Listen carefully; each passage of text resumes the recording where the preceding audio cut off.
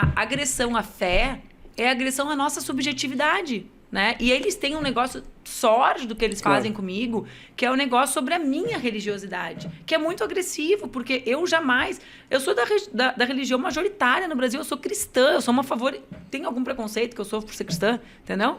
Sinceramente. Mas quando eu vi muito isso de você, como é que ela pode ser cristã e ser comunista ao mesmo tempo? Não, eles editam materiais mentindo que eu não sou, né? Então é assim, é uma loucura. Então, eles, por exemplo, o padre Jaime aqui em São Paulo, no dia 12 de outubro, que é o dia Nossa Senhora Aparecida e que é o dia da criança, nos chamou para uma missa, tá?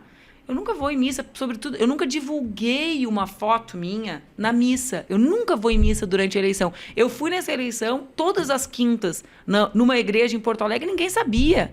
Ninguém sabia. Vou divulgar, tô indo na missa. Pelo amor de Deus, entendeu? Fui porque era a igreja de São Jorge, eu fiz uma promessa boa pro São Jorge. Tá vendo? Tinha sentido. O padre de não São foi Jorge. De graça, o padre de São Jorge disse assim, eu fiz uma promessa em nome. Eu falei, pô, padre, promessa não se faz em nome dos outros.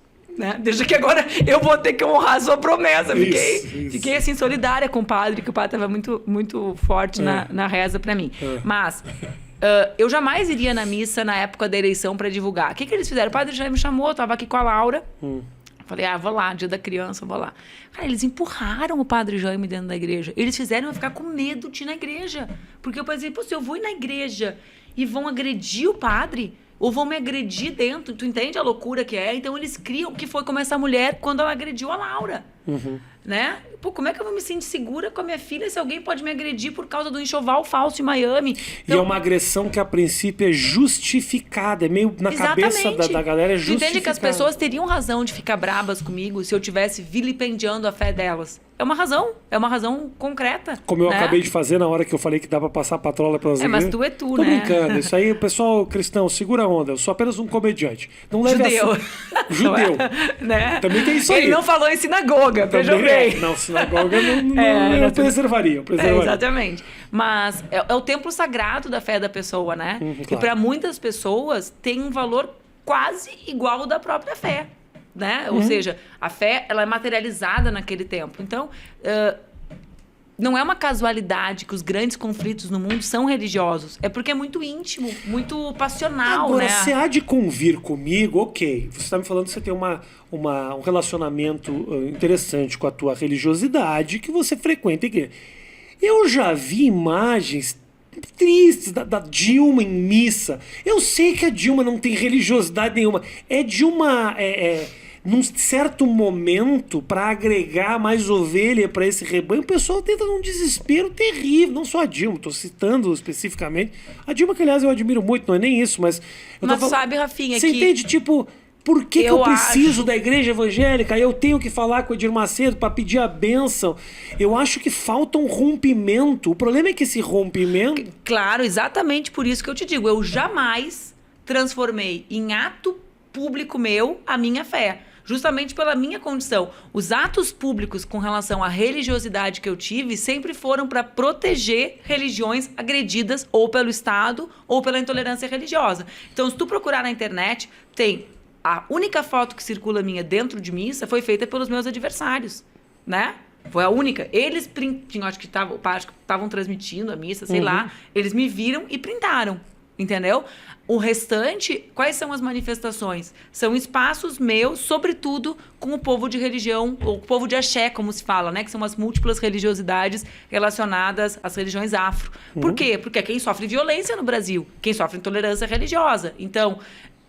Aí tu sacou, como eu defendo o Estado laico e sou de uma religião majoritária, bom, tá lá, eu vou na igreja de São Jorge agora com o padre Jorge, que me acolheu, tudo lindo, padre Sérgio, que me acolheu na igreja de São Jorge, tá tudo certo. Agora, eu vou divulgar isso pra quê? Né? Esse não é um debate que tem que ser público, né? Que tem que ser político nesse sentido pra mim, exceto quando é pra proteger alguém que está ameaçado ou pelo Estado ou pela intolerância. Mas como é que você faz num cargo executivo para desconsiderar completamente a pressão religiosa? Mas eu não acho que isso tem que desconsiderar. Desconsiderar, assim, eu te falo, as decisões, muitas vezes, elas são calcadas na pressão de uma maioria. E esse link, essa ligação da política com a religiosidade se transformou num método quase aqui no país. Hoje o Bolsonaro é um cara, nesse tempo que nós temos de Bolsonaro no poder, não só isso, na própria época onde o PT estava no poder, você vê no Congresso assim, bancadas religiosas que fazem missa, que oram antes, às vezes, de votações.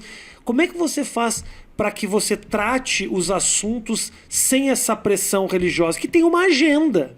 E certos assuntos não evoluem. Tem certos assuntos aqui que a gente tem dificuldade para debater. Legalização do aborto, legalização das drogas. Tudo isso acaba batendo numa... Então, eu acho que são, numa moral cristã são vários debates, né? E eles são separados um do outro, assim. Então, primeiro, a nossa principal Você entendeu luta... o que eu falei? Foi um pouco Claro, confuso. entendi completamente. A nossa luta, primeiro, é garantir a laicidade do Estado. O que é a laicidade do Estado? Se eu vou para um julgamento, né? E diante de mim tem o crucifixo, eu me sinto representada, porque aquilo tem um sentido para mim, não tem para ti, que é judeu. Correto? Sim, nenhum. Entendeu? Então, como assim? Claro, Jesus foi um cara muito legal, mas só isso. ok, mas para os judeus não tem o mesmo sentido que tem para mim. Eu estou falando de uma religião que dialoga com isso. Eu não estou falando com as religiões que sequer dialogam com isso. Então, o Estado está impondo para ti ver o meu símbolo, né? Então, a laicidade do Estado é a compreensão justamente de que o Estado não pode ser um Estado teocrático, né? Que faça valer uma religião em cima de outras. Um assunto. 2. Os governos e os parlamentos, eles naturalmente vão refletir as religiosidades do povo. Entendeu? É natural, porque não dá pra... Isso não significa ter bancada organizada como a gente tem hoje, tá? Isso significa o quê? As pessoas têm suas fés e elas concorrem, né? Elas têm suas fés ou não têm, ou elas têm suas fés e não misturam isso com a política, como é o meu caso, mas elas acreditam em coisas e elas vão representar segmentos que também acreditam. Isso é natural nas democracias, né? Então, você vai para o parlamento alemão, você vai para o parlamento italiano, parlamento português, mais ainda, vai ter as bancadas dos católicos, por exemplo, mais organizados, né? Porque são espaços da sociedade. Agora, na minha interpretação, o esforço do poder executivo é justamente fazer avançar essas opiniões para tentar garantir o direito das minorias políticas, né? Então, nós somos um país majoritariamente cristão, como somos, né? Católicos em primeiro, evangélicos em segundo. Bom, mas existem os ateus, essa maioria não se impõe a uma minoria. Ou existem os judeus, ou existe o povo de axé. Como que uma... Tu entende? Essa maioria vai se impor no crucifixo, essa maioria vai se impor na legislação, porque a legislação não obriga ninguém a fazer algo que é contra a sua fé. Obriga? Sim, não.